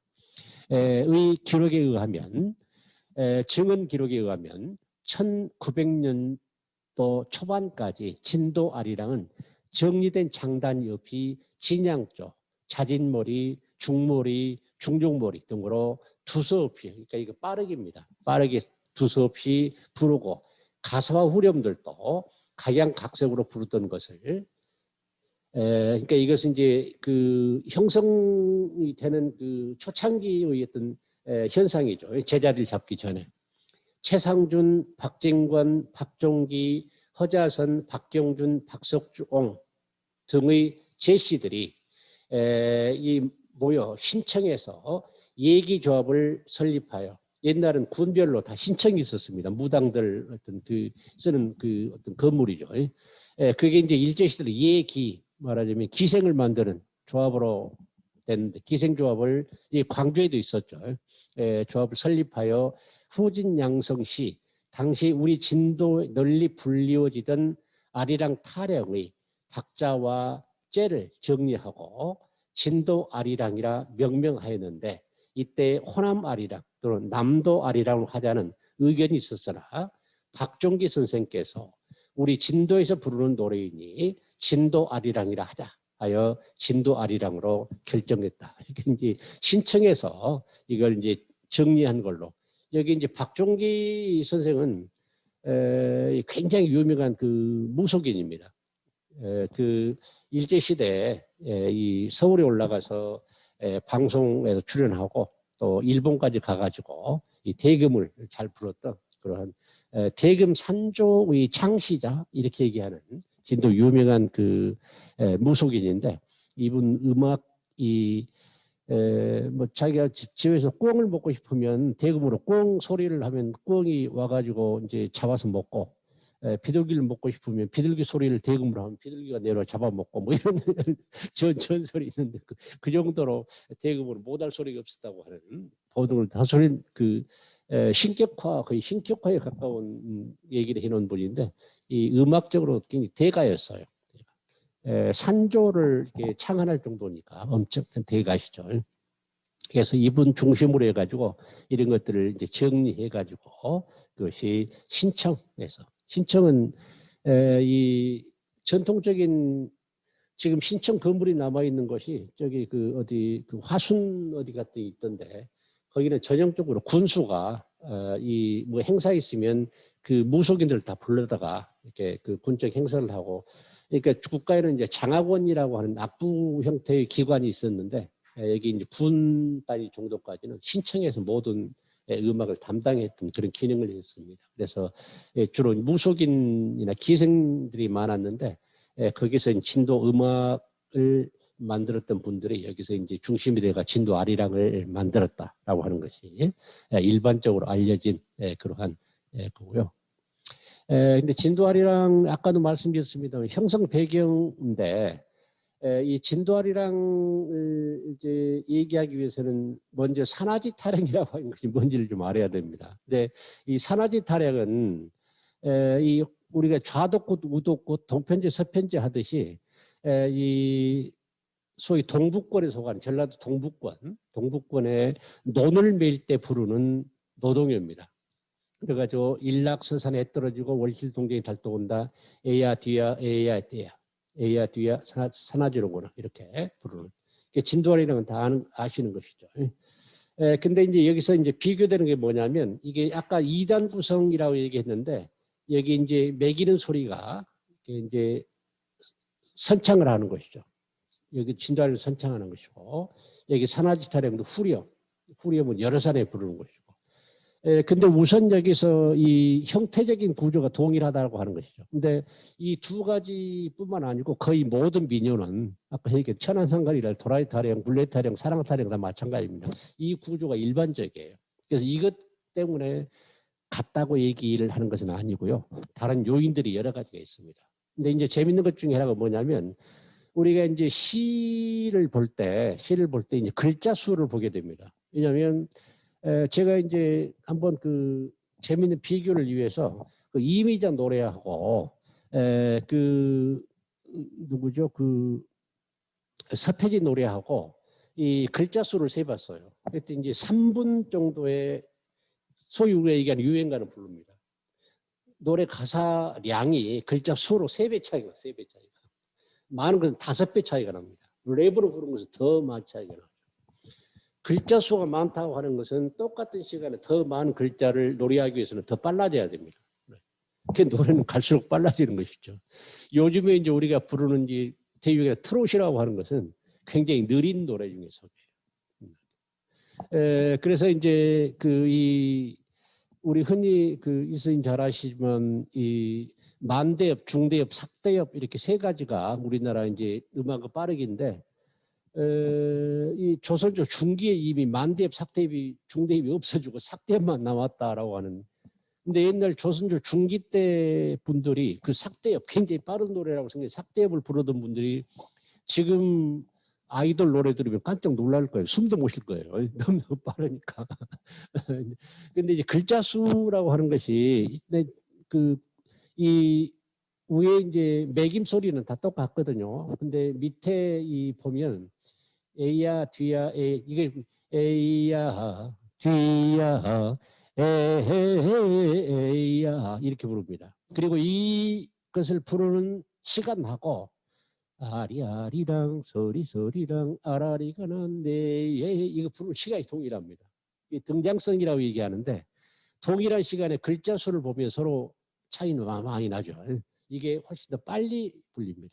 밑에 에야 뒤야 사라지로 고라도 에야 뒤야 사라지로 고라 이것도 하고 아리랑 이런 거 아라리가 하는데 이제 글자 수가 더 많다라고 하는 더 빠르다 흥겹다라고 하는 것이고요.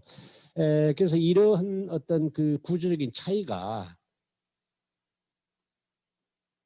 이러한 악보를 보면 훨씬 더 명확하게 나오거든요. 이 악보에 보면 이 위에 매김 소리는 다 똑같습니다. 두 개가 이렇게 오버랩 시켜보면 비슷해요. 특히 이제 요즘에 이제 그 우리 송가인을 비롯해가지고 판소리나 남도 소리 하는 사람들이 트로트 대가로 등장하잖아요. 그 까닭이 뭐냐면 이 육자배기 톨이랑 육자배기라고 하는 노래 속에 그 비밀이 들어있어요. 뭐냐면 소위 우리가 여기 보면 이 도에서 시로 떨어지잖아요. 도에 전형적으로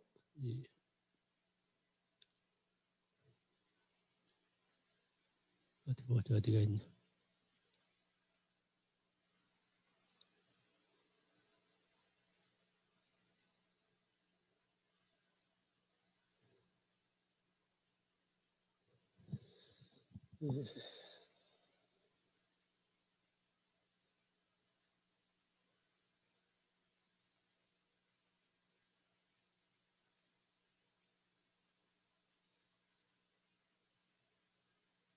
이런 건데. 이 전라도의 그 육자배기 목의 가장 중요한 음곡상의 특징이 두 가지가 있는데 이 도레미파 솔라시도에서 도시로 이렇게 떨어질 때 이게 그냥 떨어지는 게 아니라 한번 꺾어줘요 목을 탁.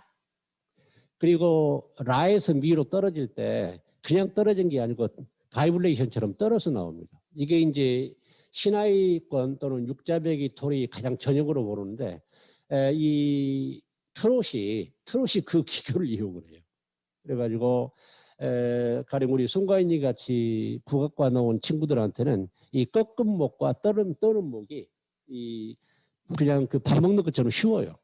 우리는 일부러 그 해야 되는데 그래서 이제 그런 것들이 여기 이제 사나이 타령과 진도아리랑의 한 특징으로 볼 수가 있는데 우리 이제 두 개의 매김 소리라고 하는 동의를 합니다. 근데 아까 이제 우리가 글자 수를 가지고 빠르기를 나눠봤었는데 그것뿐만 아니고 음악적으로 보면 더 중요한 어떤 차이가 나오는데 이게 A야, D야, A야 여기 이렇게 밑에 와서 그 여기 숨을 쉬어야 되니까 둘째 마디에 여기서 숨을 쉴 때 곡이 높은 건 낮은 곳으로 떨어지거든요.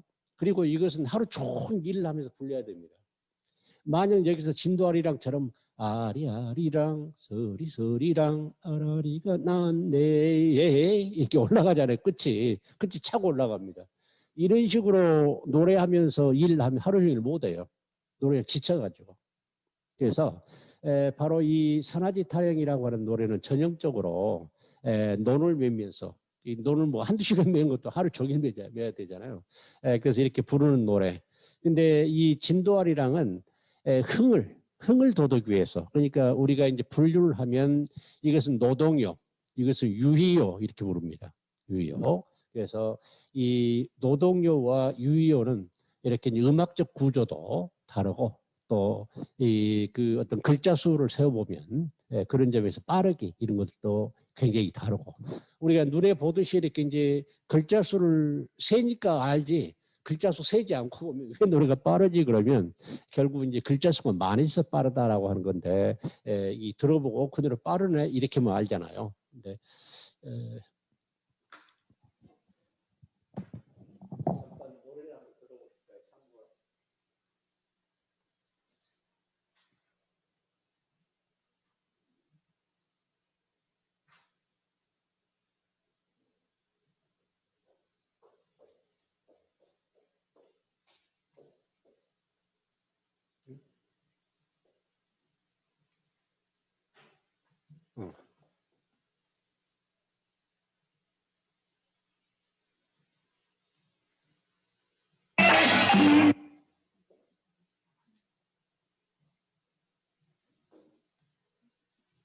거기서 불러오면 돼요? 그래야 되겠네. 맞아. 오케이, 귀신이.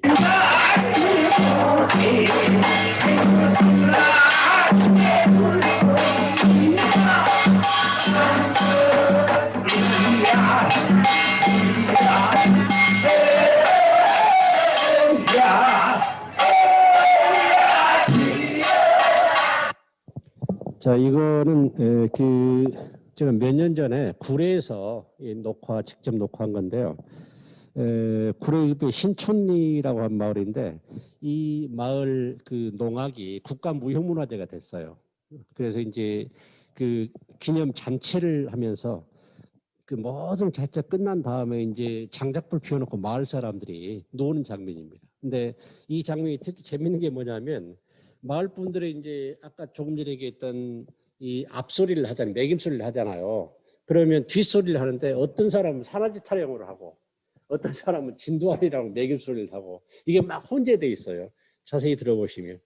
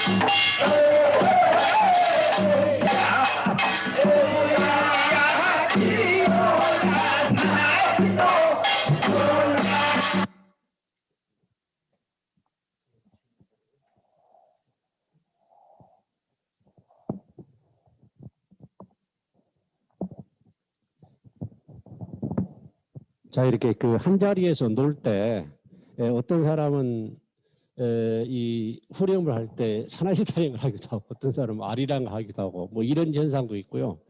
또 노래를 하다가 산화지 타령을 막 내 부르다가 또 이제 진도아리랑으로 넘어가는 경우도 있고 그 현상은 굉장히 여러 가지인데 두 가지가 지금 혼용되고 있다는 거예요.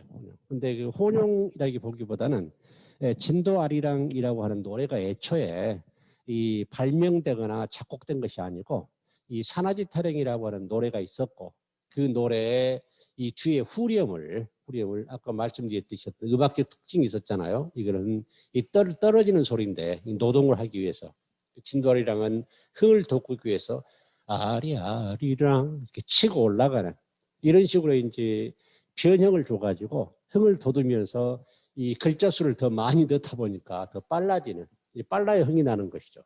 그래서 이렇게 이제 진도아리랑은 탄생한 것이다라고 보는 것이 이제 적당할 것 같고요. 진도아리랑은 이제 여러분들이 이제 평가를 하고 계시는데 전형적으로 이제 민요학 대가셨던 임동원 선생님 재밌는 얘기라고 진도아리랑은 가락이 능청스럽고 장엄해서 소리에 힘이 든다. 남도창은 육자배기처럼 힘 들거니와 진도아리랑은 먼저 가락에서 특징이 있다. 진도아리랑은 대개가 사랑을 노래했다. 남도의 섬에는 낭만이 풍부했다. 진도 사람들은 노래를 좋아하고 반면의 사람과 길 가는 사람이 노래로 화답하는 일도 있다. 창자의 즉흥에 의해서 불려지는 진도아리랑은 무한한 사랑이 잠겨있다. 임동건 선생님이 진도에 조사 갔다가 반면 아줌마들이 막 불러가지고 와서 노래 한 자리 하고 가라겠다고 하는 그 유명한 일화도 있습니다. 그래서 진도에서는 길 막아놓고 지나가는 사람 아무나 잡고 해도 소리 들을 수 있다고 하는 곳이기도 하죠. 이렇게 국문학하셨던 정입선 선생님은 진도 아리랑, 재래의 전통적인 아리랑과는 근본적으로 다른 어떤 것을 발견할 것이다. 재래의 아리랑은 그 사설이 단조로울 뿐만 아니라 그 가락도 애조를 띠고 있고 원만과 정한이 뒤섞인 뉘앙스를 보여주지만 진도 아리랑은 그 사설이 다양하고 가락도 흥치적이다. 재래의 아리랑이 정적인 애상의 노래를 하면 진도 아리랑은 동적인 흥치 노래라고 하겠다. 이 진도 아리랑의 이와 같은 현상은 진도지방 사람들이 일반적인 성격, 즉 외향적인 활동적인 데서 필연적으로 파생된 것이라고 하면 어떨지. 진도 문화를 이해하는데 특징 중에 하나가 뭐냐면 산업적 성경이고 우리 흔히 그런 얘기 하잖아요. 호남 사람들이 1년 농사진 것을 호남 사람만 먹으면 2년 먹는다 그러잖아요. 진도는 3년 먹는다 그럽니다. 왜냐하면 이제 조선조 후기부터 이 간척 사업을 많이 해요. 우리 유명한 윤선도도 진도에서 간척 사업을 했습니다. 근데 간척 사업을 많이 하다 보니까 농경기가 굉장히 풍부했어요. 저는 10만 명 이상 살 때도 3년 먹을 수 있다 할 정도로 풍족한 것이죠. 그래서 진도에는 낙천적인 그런 성향들이 많고 그래서 이런 유의 그 놀이문화랄지 또는 민속들이 굉장히 발달한 그런 지역입니다. 진도는 이제 민속이 특징적으로 잘 발달해 있다. 예를 들면 우리가 지금 측정할 수 있는 것 중에 하나가 무형문화재로 지정된 것들 개수를 해보면 어느 시군이 제일 많냐? 진도가 제일 많아요. 그만큼 이제 진도는 풍부한 민속적 자원을 가지고 있다라고 하는데 그 중에 하나가 그런 절액이라고 하는 것이 아리랑이라고 하는 것도 이제 배트 형성시킨 그런 근본적인 걸로 볼 수도 있겠습니다. 그다음에 이제 이제 우리 광주하고 광주의 아리랑 연곡금이 축지정신이라고 하는 걸 한번 아까도 말씀드렸습니다만 제가 2012년도에 이 2억 정도 예산을 받아가지고 제1회 고싸움 축제를 광주 대표 축제로 이 금남로에서 기획해가지고 했었어요. 그때 제가 고를 대개 고싸움 하면 고 한 벌을 나오는데 지금 9벌을 제작을 했어요. 9벌. 왜냐하면 하나는 이제 마을 분들이 맨 마지막에 파이널로 하고 그 전에 이제 유치원생들 또 초등학생들, 중학생들, 고등학생들 심지어 전남대학하고 조선대학 ROTC생들 그리고 외국인들 기타 등 9번을 이제 금남로에 쫙 깔았어요. 저는 이제 축제의 기본은 이제 퍼레이드라고 생각을 합니다. 그래서 이 고 9벌이니까 18개죠. 18. 근데 초등학생, 유치원생들 메고 나가니까 얼마나 예뻐요. 그래가지고 굉장히 어마어마한 제가 생각할 때는 금남로에 그렇게 사람이 많이 모인 적이 없다 할 정도로 대성황을 이루고 축제를 이제 했었어요. 단돈 2억 가지고. 근데 그 다음에 그 시장이 바뀌더니 고삼 축제 없어버렸어요. 그 대신에 아리랑 축제를 하자고 2013년부터. 왜냐하면 12년도에 이게 아리랑이 무형문화재에 등재돼 가지고 그 고싸움 축제는 없던 걸로 해버리고 아리랑 축제를 서울보다 더 예산을 많이 들여가지고 이렇게 그 있었습니다. 이제 저는 참 기가 막히기도 했지만 어쨌든 왜 아리랑을 광주 대표 축제로 이렇게 하고 있어요라고 하면 이제 아무도 대답을 못해요. 제가 이제 생각이는 것은 그거였습니다. 제가 이제 전에 썼던 논문 중에 하나가 뭐가 있냐면 제 은사님이시기도 한데 소설가이신 송기욱 선생님께서 5월의 미소라고 하는 장편 소설을 쓰셨어요. 거기 보면 민속적 내용이 많아요. 그리고 그 주제는 뭐냐면 5.18 때 죽은 처녀 총각을 저승 혼사굿을 시키는 것이 스토리가 되어 있어요. 근데 그 중에 제가 이제 주목했던 것이 바로 아리랑이었습니다. 근데 이제 이 아리랑은 아까도 말씀드렸습니다만은 만주벌판에서 광복군들도 불렀어요. 지리산에서 빨치산도 불렀어요. 나온 게 영화도 역시 항쟁가예요. 근데 또 재밌는 것은 잘 아시지만 1991년 남북 올림픽위원회에서 판문점 2차 실무 접촉에서 세계 탁구 대회 단일팀으로 만들었잖아요. 우리 현정하고 또 이분인가요? 우승도 하고 그랬는데 그때 아리랑을 응원가로 채택을 했어요. 또 잘 아시지만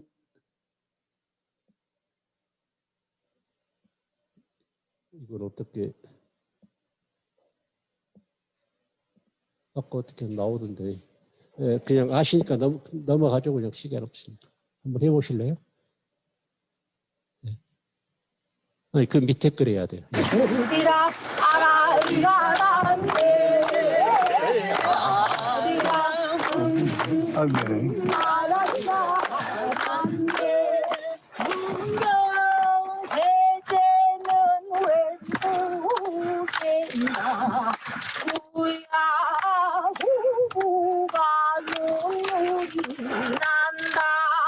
아리아리랑 스리스리랑 아리아란데 아리랑 아라리가 안돼 안경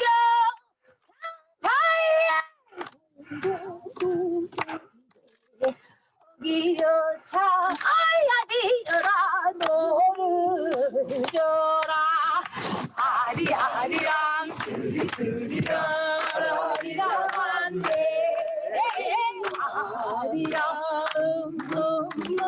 아라리가 난데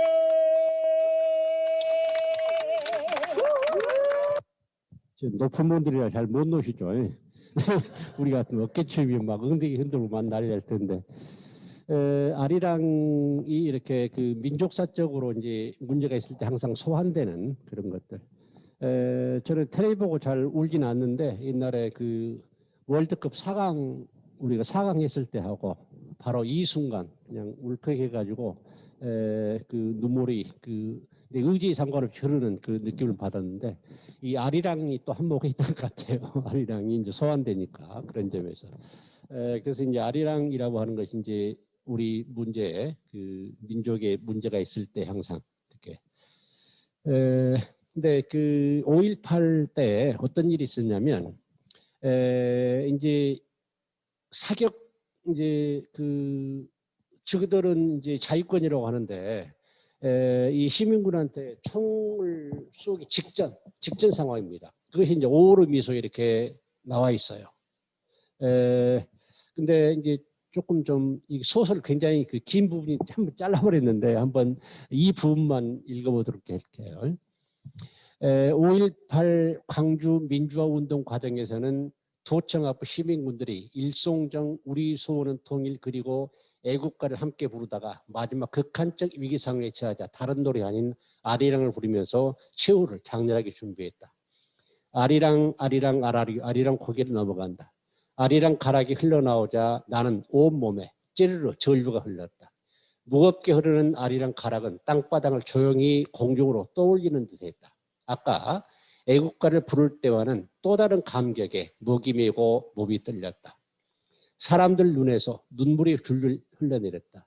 내 앞 할아버지도 메마른 주름살로 눈물이 흘러내리고 여고생은 노래를 부르다 말고 서로 붙잡고 흐느끼고 있었다.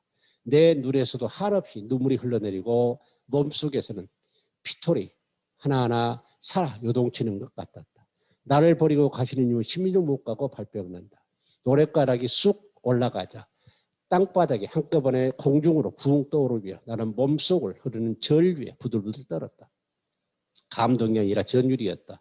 내 앞 여학생들이 부둥켜 엉엉 울었다. 전율을 감당하지 못하고 통곡을 터뜨리고 있었다. 이게 이제 소설의 한 대목인데 이게 이제 이 여러 그 5.18 관련된 증언록에 나오는 얘기들입니다. 이 도청 앞에서 그 마지막 순간에 이 뭐죠? 아리랑을 불렀다라고 하는 뭐 이런 것들. 그래서 이 5.18과 관련돼 가지고 이 아리랑이라고 하는 것이 특정한 어떤 가치를 가질 수도 있겠다. 그래가지고 저는 바로 이런 5.18이 어떤 그 회원꽃이 필요하다고 그러면 그 회원꽃 현장에서 우리는 5.18 그 당시에 불렀던 아리랑을 또 광주 시민들이 연창하는 재창하는 이런 것도 꼭 필요하겠다 싶은 그런 생각을 해봤습니다. 이렇게 이제 제가 여러 증언록을 살폈던데 이런 증언록들에 이런 애국가 아리랑 불렀던 이런 것들.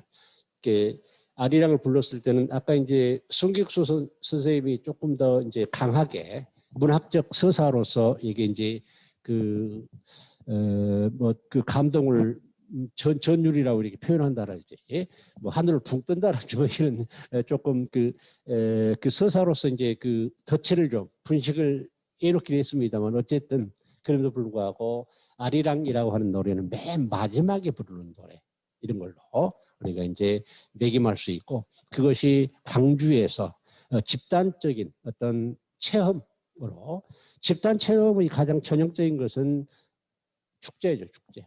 그래서 바로 하나의 의식으로 이것이 재현될 수 있는 광주와 아리랑 어떤 연고 관계를 우리는 설정할 수도 있겠다라고 하는 것이었고요. 그다음에 이제 아리랑은 저는 이제 그 이 농자 천하지대본이라고 하는 세종대왕께서 만드신 말이죠. 중국에도 없는 우리나라에만 있는 말인데 이게 이제 농사가 이제 별것 없고 이제 그다음에 이제 공업이 등장 공장 천하지대본이 돼가지고 공장 많은 쪽 울산이나 뭐 이런 데 훨씬 부자가 돼버렸잖아요. 제가 80년도에 5.18 나가지고 저희 누님이 이제 울산 사셔서 잠깐 한 달 정도 가 있었거든요. 근데 제일 1980년 놀란 게 뭐냐면 그때 당시 울산에서 택시비를 수표로 내는 사람이 있었어요. 그러면 가다가 길에서 바꾸대요. 아무렇지도 않다는 듯이 지금 광주도 못 하잖아요. 수표를 택시비로 냈다는 용어도 먹죠. 근데 그때 당시 그렇게 돈이 흔하던 공장 천하지대본인데 지금 이제 문화 천하지대본이라고 하는 그래서 이제 가령 농자 천하지대본은 땅이 많은 사람. 옛날 부자는 천석군 만석군이잖아요. 부자 부르는 명칭 자체가. 근데 그 다음에 이제 사장님, 회장님 이렇게 공장 회사 가지고 있는. 근데 이 공업사회는 이제 부전자원으로서 지하자원이 많아야 돼요. 지하자원. 또 지식자원으로 기술이 많아야 되는데 지금 문화 천하지대본 시대에는 문화를 재생산할 수 있는 부전자원인 제가 볼 때는 역사, 또 민속 이런 것들이 가장 중요한 것 같아요. 아리랑이 가장 낮은 곳에서 임재했다가 상승문화자가 되는 것처럼 소위 문화천하지대본 시대에는 이 부존자원으로서 역사와 민속이라고 시간자원이 어마어마하게 중요한 것 같아요. 그래서 이 아리랑이라고 하는 것도 바로 이런 문화천하지대본 시대에 우리가 이제 지금 새로 주사기 만들어가지고 막 판다고 그러는데 실제 이런 것도 우리가 많은 외국 아름다운 로렐라의 언덕 같은 것을 음악 교과서에 싣고 있는 것처럼 우리 아리랑도 이스라엘의 아니면 독일의 프랑스의 초등학교 교과서, 중고등학교 교과서에 실릴 수 있는 그런 것이라면 이거는 문화는 결국 이제 습관이고 익숙한 것에서 항상 그 의미가 있는 것이기 때문에 이러한 문화천하제 대보로 시대에 적중할 수 있는 아리랑 어떤 것들을 이 2013년인가 2013년 서울 그 국립민속박물관에서 아리랑 관련된 모든 걸 다 모아봤었어요. 수천 가지. 우리 아리랑 성냥도 있었고 또 뭐 고무신도 있었고 아리랑 담보에도 있었고 얼마나 많았었어요. 그래가지고 이제 저도 한번 구경 갔었는데 아리랑이 이렇게까지 그냥 일반화됐구나라고 하는 생각을 해봤는데 아리랑이라고 하는 노래 말 이게 외에도 아리랑으로 상품명 브랜드로 해가지고 세계화 될 수 있는 그런 것도 얼마든지 생각할 수 있겠다 싶은 생각이 들었습니다. 그다음에 아리랑의 문화적 의미는 뭐니 해도 이 민족 문화 그래서 저변 문화가 상성 문화가 됐다라고 하는 이런 측면에서 우리가 이제 어떤 문화의 한 어떤 뭐라고 그럴까요? 그 상성 문화재가 하향 문화재가 되면 그 생명이 짧습니다. 실제는. 대신에 이제 하향 문화재가 상성 문화가 되면 굉장히 생명이 긴데 그런 예들은 이제 수없이 있을 수 있겠는데 어쨌든 아리랑이 그 전형에 속하는 것이고 문화권적 측면에서 아까 이제 말하자면 이제 춘향전 얘기했습니다. 춘향전 판본이 우리나라 제일 많죠. 소설 중에. 판본이 많다는 그만큼 여러 번 찍었던 버전이 많다라고 하는 왜 많이 사니까 많이 읽으니까 판본이 많은데 아리랑 영어권도 막 40군데 50군데 그 이제 주장하는 거 보면 그만큼 아리랑이라고 하는 것을 독점하고 싶어하는 그 정도의 어떤 문화권적인 가치 이런 것들을 다 사람들이 인식하고 있어서 그런 것이고 그다음에 문화층적 측면에서 기층문화, 대중문화 이런 것들이 바탕이 돼가지고 지금도 전승되고 있고 앞으로도 우리가 이제 가령 제가 한번 경험했던 것이 미국에 가 있을 때 한 6개월 정도는 그 이제 그 없는 듯 살았는데 우리 그 조대 이제 그 구청관 선생님 오시면서 이 그분 아들이 이제 그 같이 있었어요. 근데 이 소주 팩을 사오셨더라고요. 소주 팩을 이제 그 이렇게 하나씩 나눠줬어요. 이제 근데 6개월 만에 처음 마셔보는 거예요. 소주를 딱 마실 때 코끝이 찡하대요. 소주라고 하는 것이 바로 이런 거구나. 코끝이 찡하는 것은 상징입니다. 소주가 벌써 한국스러운 어떤 상징으로 이렇게 이 자리매김하고 있거라. 몇 개월 동안 태극기 못 보다가 아프리카에 가서 태극기 보면 얼마나 가슴 찡하겠어요. 마찬가지입니다. 이제 아리랑이라고 하는 게 벌써 이제 그런 권위를 획득했다는 것이고, 찡한 민족 상징으로 상징이라고 하는 것은 누가 만들어지는 게 아닌데 우리 시 가르치는 사람들이 뭐 유치원에 뭐 깃발 뭐 그 이런 것 보고 상징들을 다 비유를 상징으로 잘못 얘기해요. 상징은 집단적으로 만들어지는 것이지 어떤 개인이 창작할 수 있는 게 아닌데 되게 그 잘못 이렇게 문학 공부하는 사람들이 이 잘못 바탕이 잘못해가지고 근데 어쨌든 상징은 이제 집단적으로 이제 공유하는 것이어서 그런 상징을 몇 개 들자면 바로 이제 그런 점에서 아까 소주를 얘기했지만 태극기가 그런 것처럼 춘향전이 이런 것처럼 그 중에서도 가장 보편화되고 널리 활용되는 우리 민족적 상징은 뭘까? 아리랑이 아닐까 싶어요. 아리랑 이상 가는 것은 없다. 제가 한번 이제 어느 날 학교 뒤에 산책하다가 그 어린이들이 놀고 있는 미끄럼도 타고 뭐 그 그네도 타고 하는 어린 놀이터를 지나면서 장난기가 좀 발동했었어요. 그래가지고 애들한테 물어봤었어요. 근데 저기 그 진도 알아? 진도? 그랬더니 아무도 몰라요. 그래서 그 누구 혹시 진돗개 알아? 그랬더니 애기들이 막 눈이 번쩍번쩍하면서 그것도 뭐 몰라서 물어보자고 뭐 이런 건 식으로 이제 나를 무시하는 듯한 눈빛을 하면서 눈이 반짝반짝해지던데 이게 브랜드 효과 아닙니까? 브랜드. 그래서 전 국민이 똑같은 어떤 명칭 하나를 알게 하는다는 5조 든다고 그러고 5조 돈으로 치면. 근데 뭐 아리랑이라고 하는 것은 눈웃에서 이렇게 브랜드가 돼 있을 거니까 그 돈으로 값어치는 우리가 이제 환산 자체가 불가능하잖아요. 그 5조가 지금 당장 그런 것이 아니고 눈웃에서 이렇게 5조씩 쌓여간다면 그 돈이라고 하는 것이 그래서 이제 그 정도의 어떤 상징을 가지고 있다고 하는 거. 최근에 저는 이제 뭘 연구하고 싶냐면 소위 민속문화재라고 해가지고 저는 세종대왕이 만들었던 훈민정음이 위대하다고 생각되는데 그 위대한 것에 못지않게끔 오히려 더 위대한 것이 저는 뭐라고 생각하냐면 호미, 그다음에 지게, 온돌 이런 거라고 생각을 합니다. 호미가 없었으면 호미는 우리나라밖에 없잖아요. 지금 그 세계적으로 많이 팔리고 있는. 근데 지게도 마찬가지입니다. 사람이 180kg을 자기 몸으로 움직일 수 있는 지게밖에 없어요. 지게는 우리나라 거. 온돌 역시 마찬가지죠. 온돌에 대해서 많은 얘기가 있는데 어쨌든 이렇게 이제 가장 저변에 흘렀던 이런 문화들이 결국은 보편성을 획득하는데 한두 사람 특징적인 것이 아니고 세종대왕께서도 아까 농자천하지대문도 마찬가지입니다만은 한글을 만들었던 것도 민본이잖아요. 이 본이 된 그런 민본적인 어떤 그 측면들 이런 것들이 제가 이제 민속학을 공부해서뿐만 아니고 민속학을 이제 한 열흘 뒤면 마감을 하는데 마감하는 그 입장에 생각해 보면은 민속 문화야말로 진정한 어떤 이 가치 이런 것들 발현할 수 있는 그다음에 이제 문화 천하제도 본 얘기했습니다만 특히 요즘에 이제 문화 콘텐츠니 문화 창조니 문화 재생이니 많을 아는데 이런 그 어떤 그 재생 문화적 재생을 하는데 그런 측면에서 이 그 민중적 또는 민속적 문화는 굉장히 중요하겠다. 그 중에 이제 아리랑은 뭐 두 번째가 라면 서러울 정도로 최고의 어떤 가치 있는 것이 아닌가 싶은 생각이 좀 들었습니다. 제가 그냥 다 하시는 그 소박한 얘기. 근데 사실은 다 아는 얘기야 즐거워하고 모르는 얘기하면 안 즐거워하시대요. 감사합니다. 얘기 마치겠습니다.